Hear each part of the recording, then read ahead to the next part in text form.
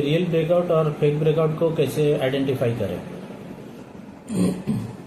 तो जब भी आप इस चार्ट में देखोगे आपका दो जोन मिलेगा, एक सपोर्ट जोन और रेजिस्टेंस जोन। ये आज के दिन का रेजिस्टेंस जोन है।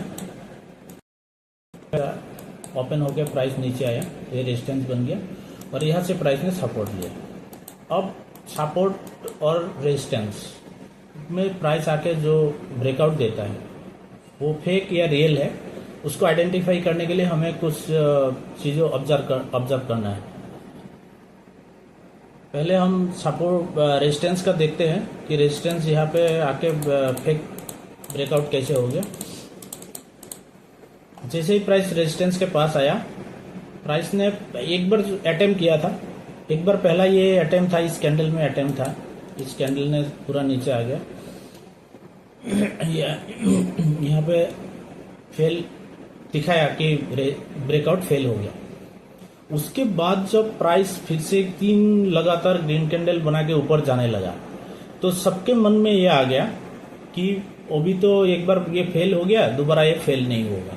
तो यहाँ पे 3 कैंडल मतलब है कि आपको बहुत कंफर्टेबली इस ट्रेड में बैठने दिया गया, बहुत कंफर्टेबली 3 कैंडल बहुत टाइम दिया आपको यहाँ बैठने के लिए, और प्राइस बहुत स्मूथली इस ब्रेकआउट को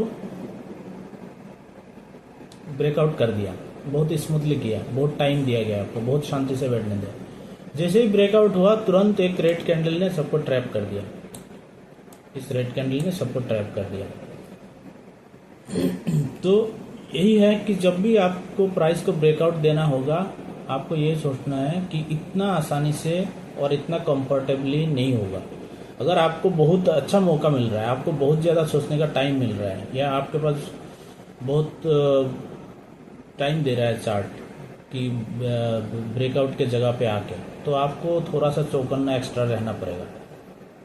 दूसरी बात, जब प्राइस वहाँ से नीचे आया, यहाँ पे प्राइस ने इस एरिया पे एक सपोर्ट था, तो इस एरिया पे प्राइस ने इस एरिया से पहले ही थोड़ा सा एक बार रिट्रेसमेंट दिखाया, तो इसमें लोगों को लग सकता है कि प्राइस शायद यहीं से सपोर्ट लेगा। जब ये ग्रीन कैंडल ने यहाँ पे सपोर्ट लेने की कोशिश किया, फेल हो गया, उसके बाद रेड कैंडल बना, लेकिन ये जो ब्रेकआउट एरिया था, ब्रेकआउट एरिया से बहुत पहले ही था। ये चीज़ आपको ध्यान देना है कि ये ब्रेकआउट एरिया से बहुत पहले ही था, क्योंकि इस रेड कैंडल में भी बहुत लोग यही सोचेंगे भाई अभी तो सपोर्ट के पास आ रहा है, तो अभी हम ट्रेड में एंट्री नहीं कर सकते। नीचे के लिए अगर आप डाउन साइड के लिए ट्रेड लोगे तो आपको डर लगेगा कि भाई अभी तो सपोर्ट में आए ही नहीं। लेकिन जैसे ही ये कैंडल बना, ये कैंडल के बाद जब प्राइस को ये ब्रेकआउट दिया, जहाँ पे प्राइस ने ब्रेकआउट दिया, एकदम स्ट्रॉन्ग कैंडल के साथ ब्रेकआउट दिया। प्राइस ने किसी को मौका ही नहीं दिया यहाँ सोचने के लिए, आपको बैठने के लिए एकदम बड़ा सा रेड कैंडल बन गया। तो प्राइस ऐसे ही करता है, आपको अगर मौका देगा बैठने के लिए तो आपको ट्रैप करेगा, अगर मौका नहीं दिया तो आपका ट्रेड मिस करके चला जाएगा।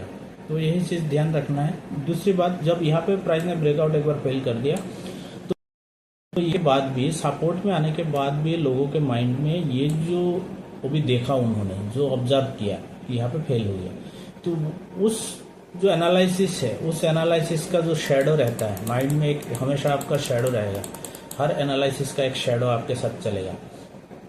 तो उस एनालिसिस के बेसिस पे लोग सोचेगा शायद यहाँ भी फेल हो जाएगा, क्योंकि ये सपोर्ट में प्राइस आ ही रहा था, और जब सपोर्ट के पास आया फिर किसी को मौका दिया ही नहीं। यही चीज़ आपको बहुत लंबा देर तक ऑब्जर्व करना है, और जब आप बहुत दिन मार्केट में बिताओगे तब धीरे धीरे आपको ये सब आइडिया हो जाएगा। ब्रेकआउट फेल हुआ उसका कोई गलती नहीं, अगर आपने यहाँ एंट्री किया, इस रेड कैंडल को देख के आपको एग्जिट कर देना चाहिए। इतना बड़ा रेड कैंडल, लगभग दोनों ग्रीन कैंडल को इसने ले लिया, उसके बाद आपको उम्मीद छोड़ देना चाहिए कि यहाँ से कंटिन्यू करेगा क्या है। तो ऐसे ही आपको ट्रेड करना है, आपका एक्सपेक्टेशन के हिसाब से नहीं चलना है कि भाई मैंने तो ये सोचा था, ऐसा होना चाहिए था, उतना सोचते सोचते आपका लॉस बढ़ जाएगा। जैसे ही आपको जो चीज़ कुछ अलग टाइप का दिखे कि भाई होना ये था, हुआ कुछ और है, तो आपको तुरंत अगर सोचना भी है तो पहले ट्रेड काट लो, उसके बाद आप सोचने लगो, फिर कोई आपको प्रॉब्लम नहीं होगा ज़्यादा। ट्रेडिंग में तो प्रॉब्लम रहेगा, लेकिन ज़्यादा प्रॉब्लम नहीं रहेगा तब आपके पास।